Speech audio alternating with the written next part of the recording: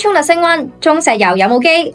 大家好，我係 Kobe， 今日同大家 update 下我愛股中石油。有留意我節目同 Kobe 財自密碼群組都知道我持有中石油，好彩賺息有賺價。近期以伊衝突升溫，油價敏感度爆燈，據報伊朗議會支持關閉霍爾木茲海峽。大行話，如果伊朗真係中斷石油出口，油價會再飆升，花旗睇會升到每桶75至78美元。高盛甚至話有機會短暫見110美元。若果油價上升，理論上從事上游業務嘅油企最受惠。呢一方面，中石油就比起中海油遜色。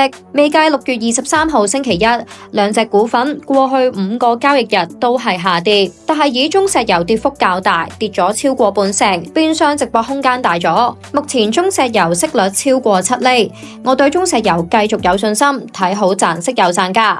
你哋點樣睇呢？又對我嘅策略有冇建議？